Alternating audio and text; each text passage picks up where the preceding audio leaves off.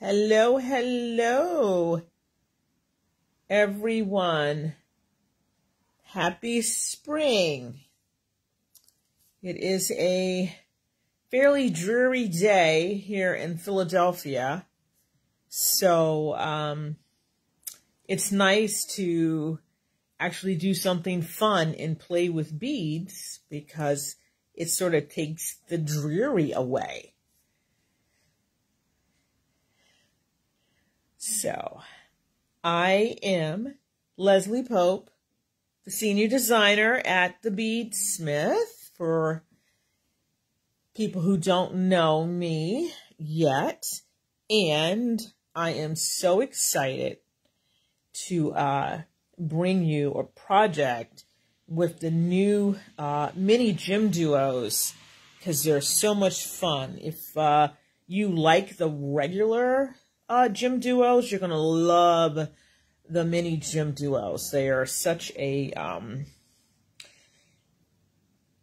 fun bead, and they're so teeny, which makes things a little more delicate than normal. And of course, I had to throw some symbols in because I like doing component pieces. I like doing what I call rinse and repeat projects. And this one is so simple, and you can do so many different things with it. And the instructions are like maybe a page long. Like, that's it. Half of page 1, page 2. And as always, you can find this pattern and lots of other cute Facebook Live patterns in the I Love Beads section on the BEADSMITH website. So I'm sure that this will be listed under gym duos and symbols, because I am using symbols. All right. So this is the bracelet. So I have 6 sections with 10 mini gym duos each, and then they're connected with the Pilos symbol finding. And this is just a double wrap, but I'm sure, you know, you can get creative. You could make more wraps if you wanted to make more wraps, but I thought this would be fun.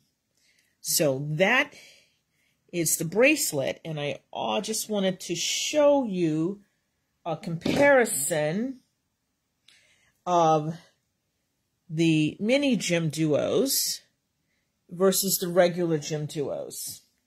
So the regular gym duos are 8x5. The mini gym duos are 6x4. And as you can see, they're just little yummy pieces of glass there. Same shape, same articulated dome shape, just smaller.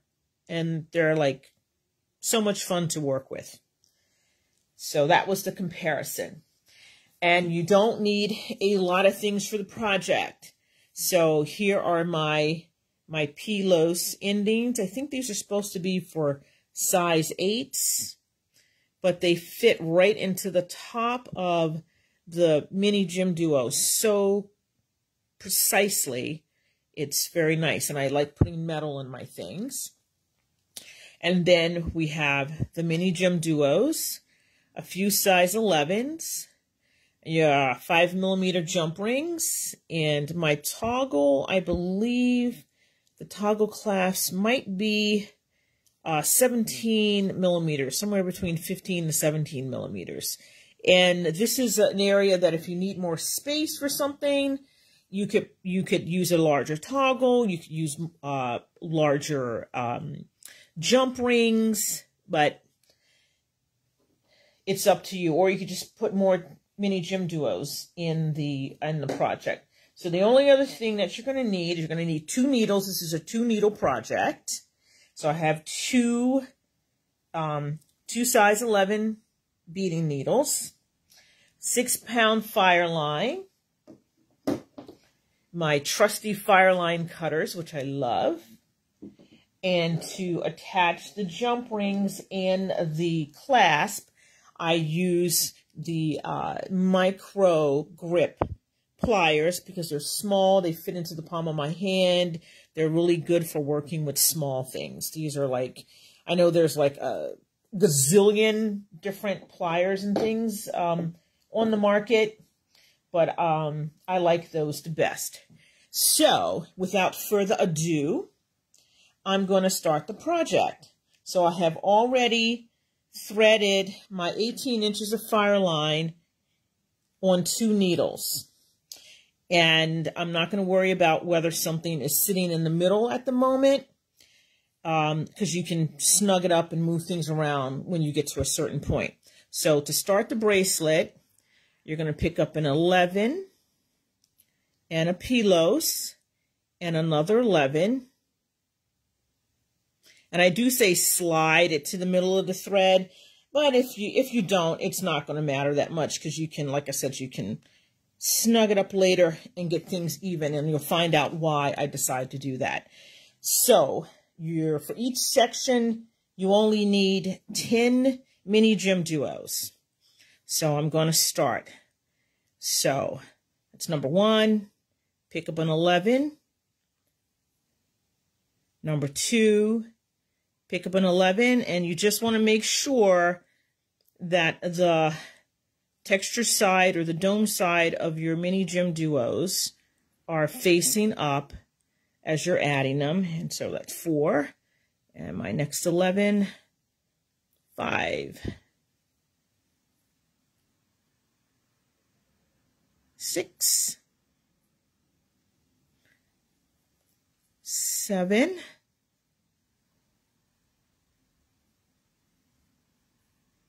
8, 9, and number 10. And then after I pick up number 10, I'm going to add one more 11. So that's the end of that.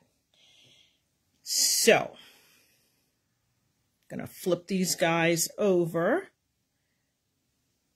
And so the other side, oh, of course, I forgot my little thing. So I did not say, be sure to check all the holes of your multi-hole beads before you start stitching to make sure that the holes are clear. And I didn't do that as I was going along because I checked them all before I started. So we're going to go down the second side. So you already have your 11. So you're going to sew through your first mini gem duo. And as you see, the ending sets right there in the middle of the little point on the mini gem duo. So we're not picking up any more minis. We're just going to pick up an 11 and sew through each open hole of the mini gem duo. And it's kind of fidgety. I wouldn't worry about it. They're all going to end up in the same space in the right place when you're done. So, as you can see. And I've never been good at working flat on a surface. So I'm usually picking things up. I know that's a little hard for people to see sometimes when that's going on. But that's the way I bead. Okay. So I'm just going to keep going down, putting 11 in between to match the other 11 through the open hole of each one of these lovely little mini gem duos. And try to keep everything straight. There we go.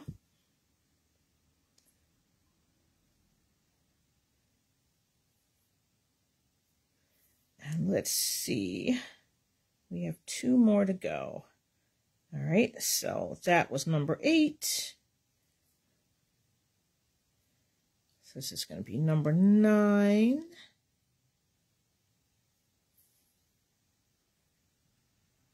Come on. And then number 10.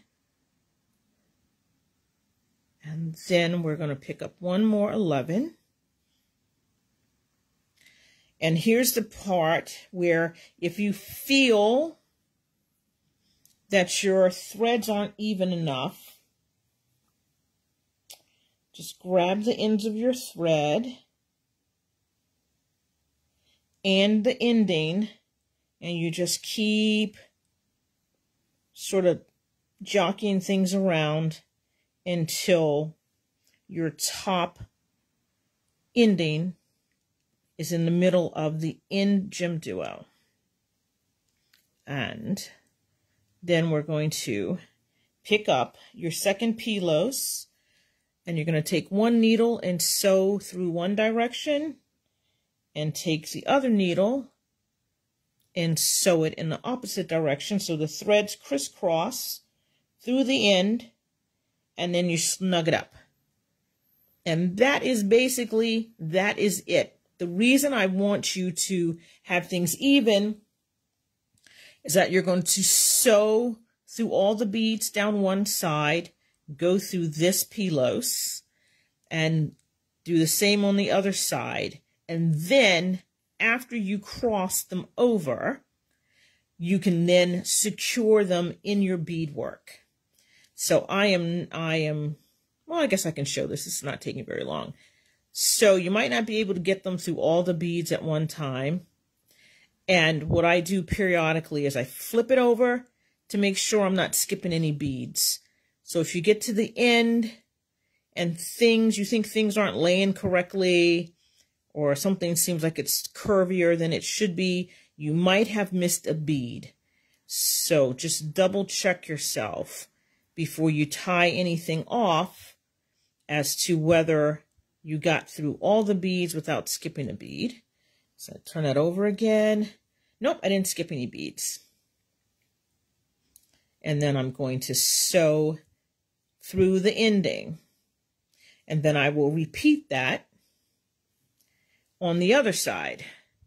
Sew through all the beads, the 11s and all of the little minis here. And I just skipped the bead, see that?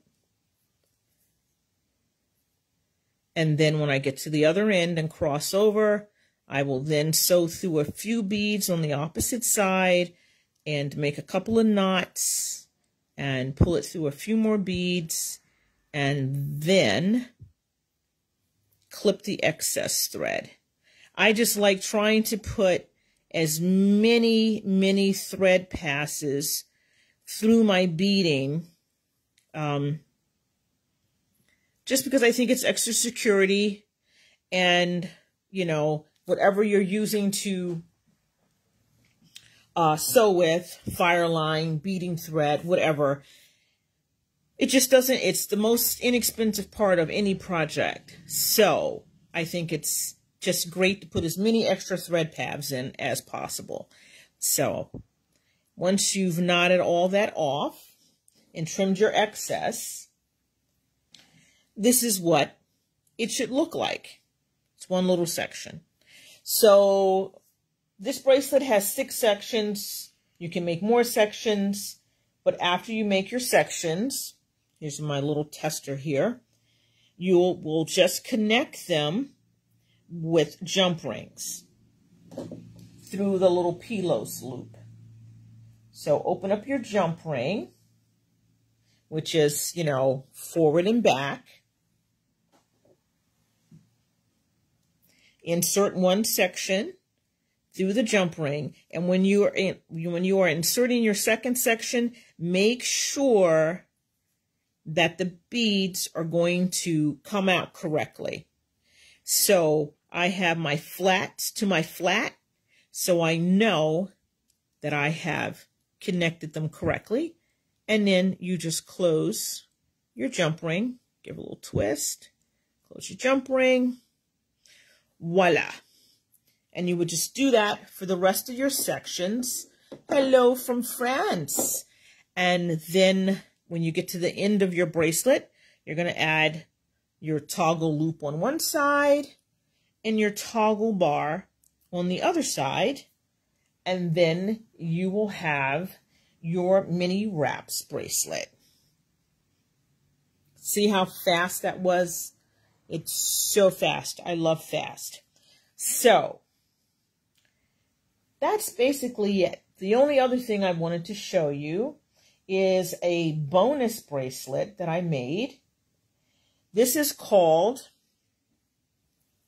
the Mini Stackers. And so I just did a long enough section, same technique and everything.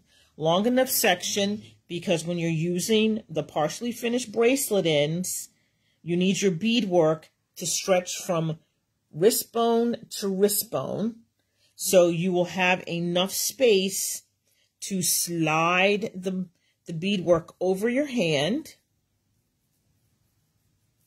thus and so, and then snug it up. So here's a fast way to get a stacker bracelet without going all the way around your wrist. So this pattern will also be on the I Love Beads page. So you're going to have the MiniWraps bracelet, which is this, and then the Mini Stackers bracelet, which is this.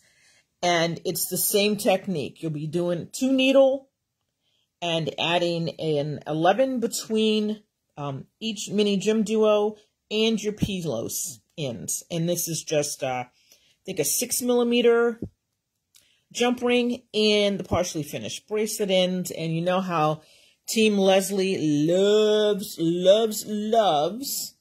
the partially finished bracelet ends, because it gives you a lot more flexibility and sizing.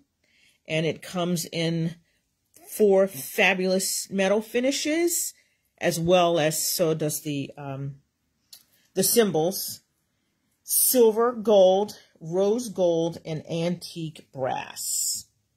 So that is my quick little bracelet today, using the cute new fabulous mini gem duos. And I forgot to look up how many colors they have them in. I'm gonna take a wild guess and say at least 50 at the moment. So as always, you can find all of these lovely beads, symbol findings, other findings, thread, needles, tools at your favorite bead reseller. And remember that they love you, we love you, and we love beads.